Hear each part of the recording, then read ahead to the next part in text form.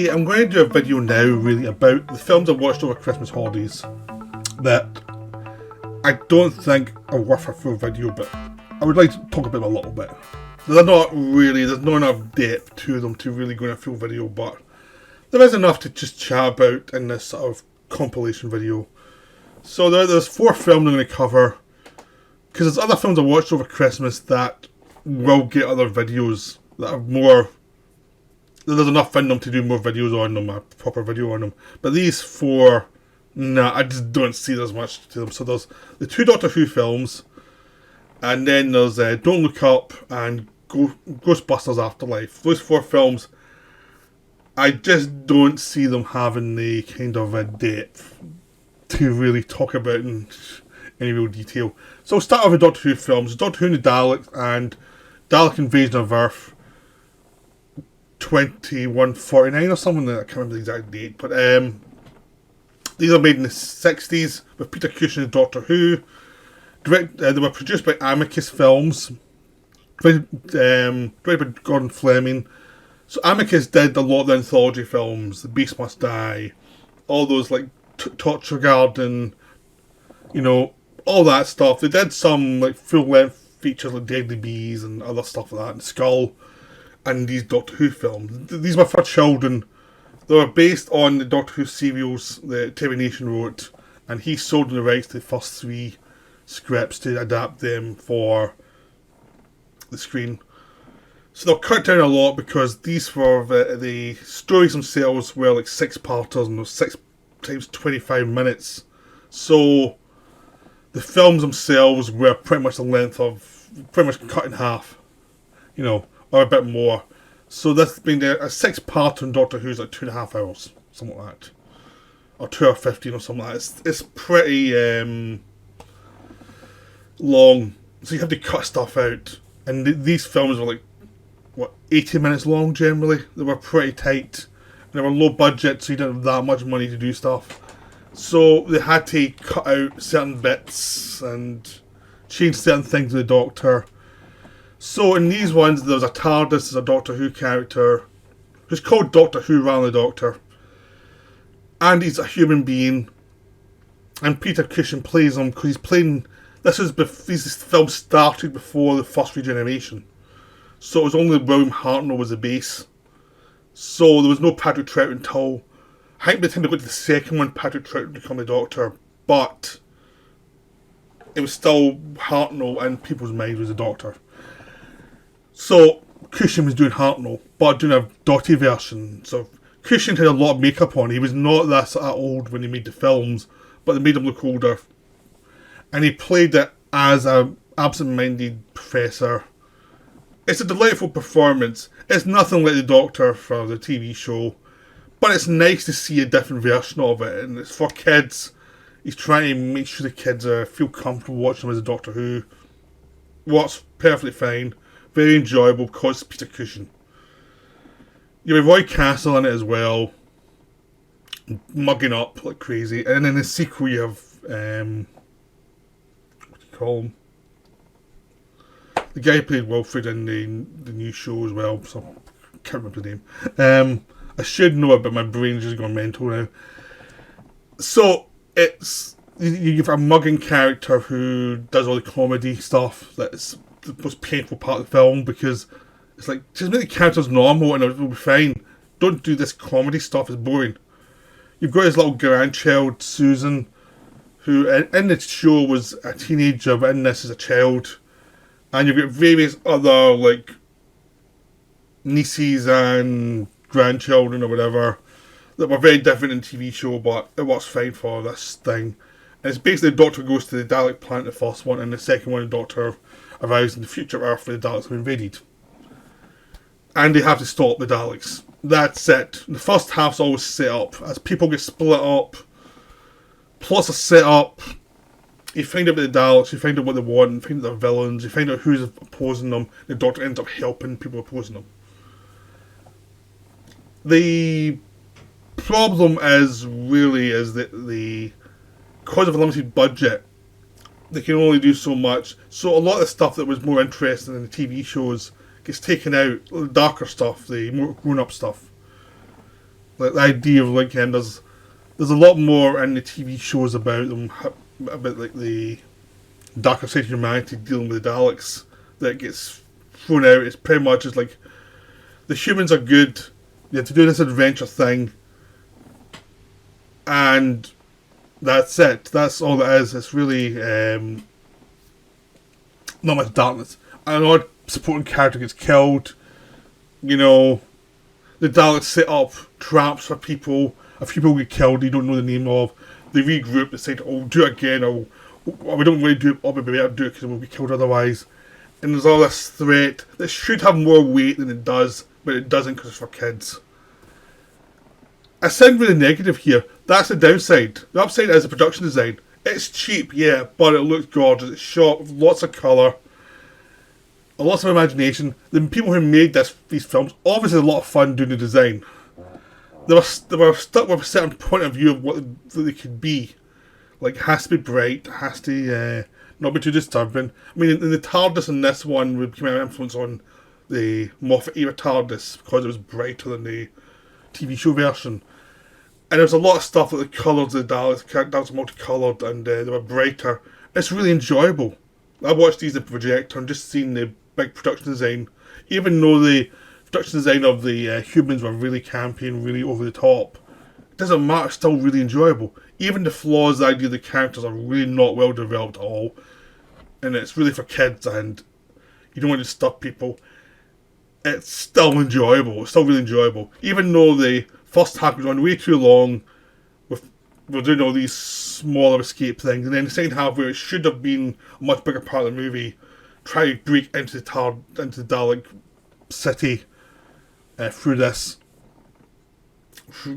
mine shafts and stuff, should have been the main part of the film. Takes 10 minutes. It makes it look like, why'd they bother? Because you never really get the plot reason for it anyway. But it doesn't matter. That stuff doesn't matter. It's like things that you would have rather seen more of, you don't see enough of. But it doesn't matter. It's still really enjoyable. I've watched Doctor Who and the Daleks plenty of times. I'll watch it again plenty of times. It's one of those films every 5-10 years I really fancy watching it. I watch it, I enjoy it, and think, okay, that's good for another 5-10 years. They're enjoyable. Dalek Invasion of Earth is a better film. It's less colourful. It's darker because they've invaded Earth. A lot of people have died, obviously. You've got people who collaborate with the Daleks for food. You've got Black Marketeers who also do stuff like that. So there is more darkness to it, and you've got a sense of these various people. It's the first half set in London, the rubble of London. The second half, they're going to the countryside to go to the Dalek base. You have all these people who are helping, trying to stop the Daleks, and they're helping each other out. And there's other people who innocent people get killed brutally. Even though it's Dalek stuff, so it's not really horrible, but still, a lot of people are dying in this one. So it is a darker film, and it is more enjoyable, because there are more stakes to it. There are some dodgy effects, but it is a bigger budget film, and it's really it's the more preferable film of the two, you know. But I would still say watch the TV show version of both of these. The TV show versions are better dramatically. The film versions are much more brighter and there are more explosions, but they're not as good. But in this one, you've got Andrew Keir and Philip Maddock in supporting parts, and they're both really good, playing humanity, the people in humanity they discover. Philip Maddock is a Black Marketeer, and he's great. He's so much fun in this film. He's kind of a baddie, but he's so enjoyable. Watching him and Peter Cushing act together was always really fun. Andrew Keir, who's a Hammer favourite, is terrific. He was Quatermass. So, I mean, the actors are enjoyable, the setup's enjoyable, it's a much more enjoyable film.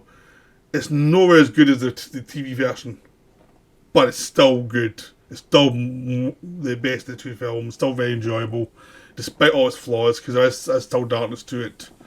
So it's one I'd recommend more. I had a blast watching this film.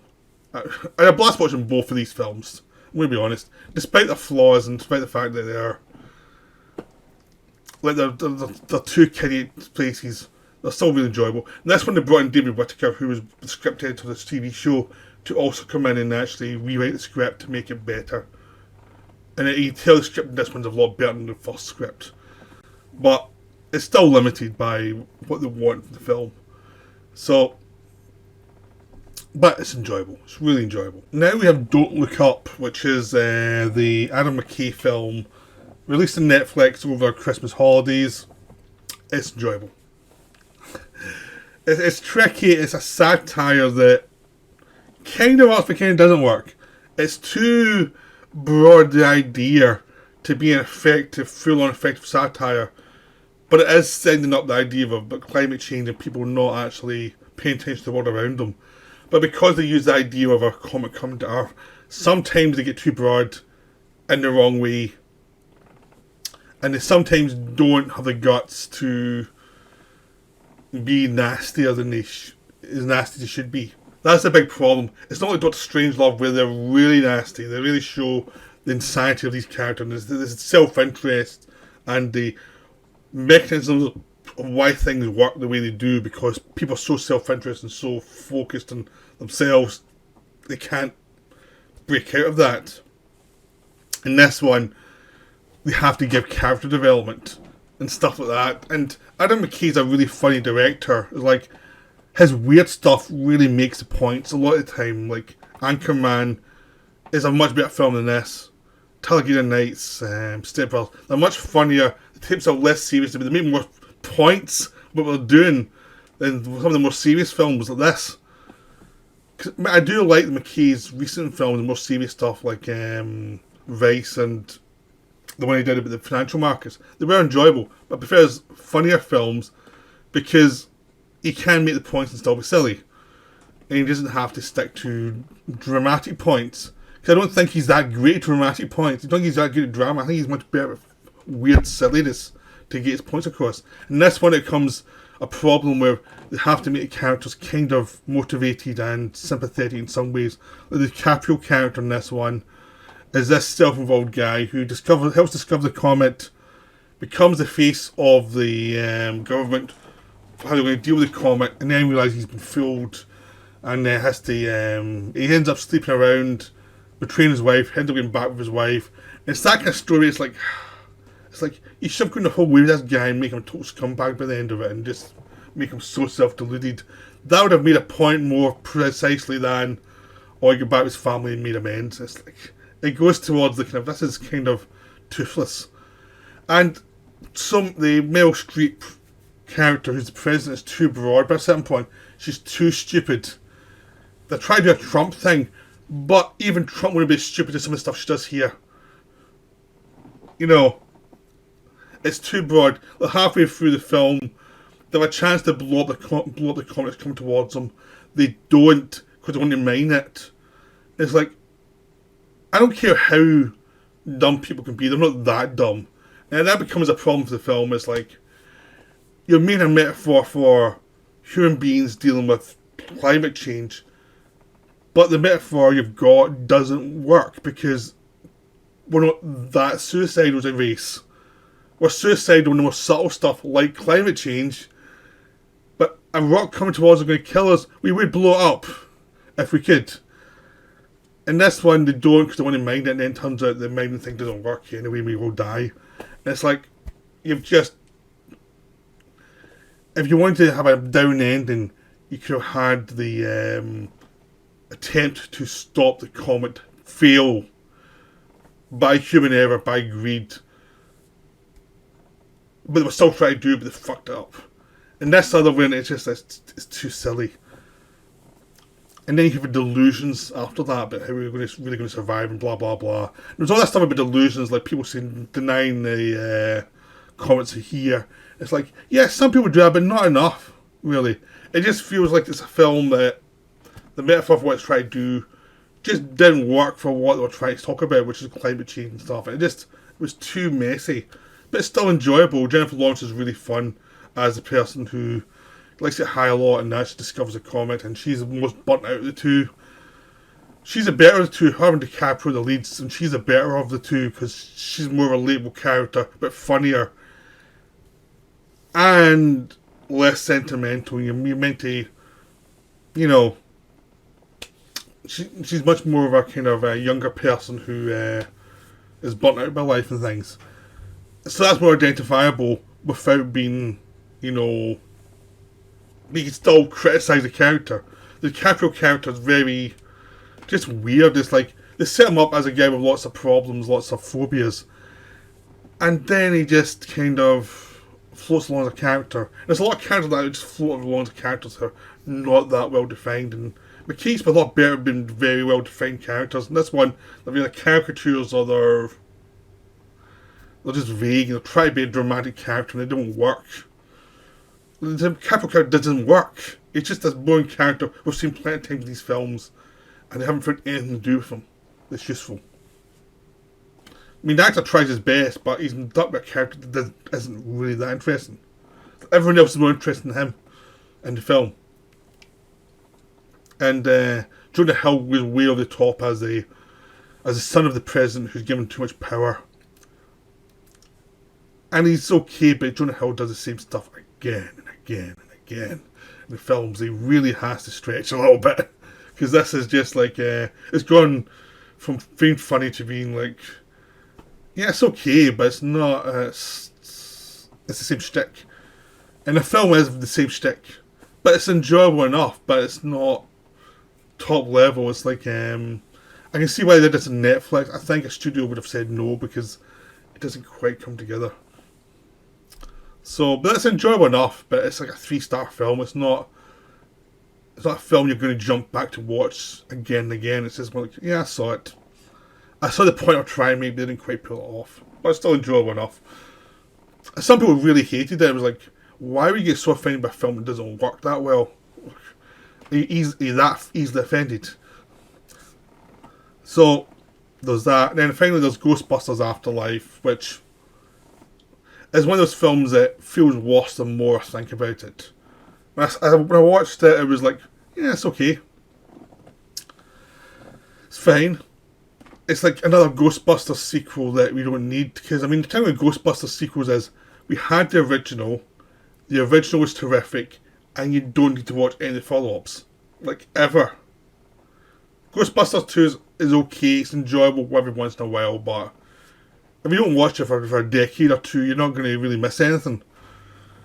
The remake, some people hate it. It was fine. It wasn't great, but it was fine. It was enjoyable enough. But again, if you don't watch it for a decade or two, you're not going to miss anything.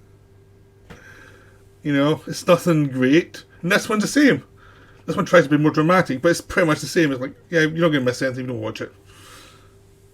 I mean, the plot doesn't really make any sense. The plot goes in one direction for 2/3 of the film. It's quite enjoyable. And if they'd pulled it off, it would have been a nice little sequel. Instead, they do a remake of the first one, allowing a third. And that kills it, because it makes nonsense of what's happened before. I mean, if you go to the Red Letter Media hour-long review trashing it, it's worth seeing, because they're absolutely right. There's so many things wrong with this film. And the characterization is very slim, but I found it enjoyable enough because I liked the acting enough, even though I could see there was massive gaps in the writing. But it was one of those ones where I liked the actors enough to, I liked the atmosphere enough to be able to ignore the cracks a little bit. But the final third's terrible. The final third just makes a nonsense of everything that happened beating the first 2/3. The first 2/3 is the idea of Egon from the first one. Went away, became a hermit to watch this thing that might end the world, and he alienated all his friends. It's like, okay, what have they got here that's made that happen? What's so important? Oh yeah, it's the villains for the first one. Well, why don't you just tell his friends we've got this problem? It's just like one of those ones that's like, this makes nonsense of everything you've set up. It makes the character look really stupid. And it's also the wrong character to do that with, because, I mean, if you looked at the original film, it would be Dan Aykroyd's character who would go nuts and do that kind of thing, not the Egon character. So they'll try to rewrite the characters around one of the actors having died, they want to do a sentimental ending. But it's not really true to the characters, either. And the ending is just, the last third is just terrible. It's just more annoying the more you think about it. When I first saw it, I was like, oh, that was a disappointing ending. But the more you think about it, it's like, that ending was terrible. That was just bad. So it's another Ghostbusters sequel that I'm not going to watch very often. It's like the charming bits in the first two thirds. If it just landed at the end, it would have been enough. You know, it would never be the same as the first one, but it would have been enough if they'd actually had a different ending, a different villain that would have made everything make sense. But instead, they just went completely lazy, and it was like, wow. And then they just relied on like nostalgia. I mean, I was pretty hard on nostalgia with Spider-Man, but this one makes Spider-Man look inventive. You know, I still think the best film we look at nostalgia the last couple of months has been Matrix Resurrections, because at least it messed with the idea of nostalgia and why you want it. This one was just lazy nostalgia. It's, I guess, another example of why you don't need a sequel to Ghostbusters. It's like, it's perfect in itself. It's the same way why you don't need a sequel to Halloween. It's nice that they're there sometimes if you're bored, but you don't need a sequel to it. It's perfectly self-contained film. Die Hard's the same way. You don't need sequels to these films. Even though I like 1 or 2, I like Die Hard 3, you don't need a sequel. This is another one. Ghostbusters does not need a sequel. It's perfect. They got it right first time. You're never going to do it any better than that. So, there you go. Ghostbusters Afterlife. If you're I know someone who loved it, you know, and if you're a fanboy, this will probably give you sentimental vibes. And I'm happy you got this film. After the 2016 version annoyed you, I'm happy you've got your film sequel thing you're happy with. Good. But I don't think it was that good. But I'm happy you got it. You know, that's the best I can do. Wasn't really for me though. So, I'm not going to be watching it anytime soon again. I thought it made Don't Look Up look good in comparison, just by, at least Don't Look Up would actually had some ambition, even if it was misplaced. But I'm not going to lie, the best film in this set of films I've talked about was Dalek Invasion of Earth 2149. That's still my favourite of all the films I've covered in this video.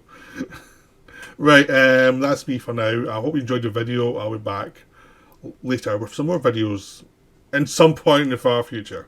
Bye.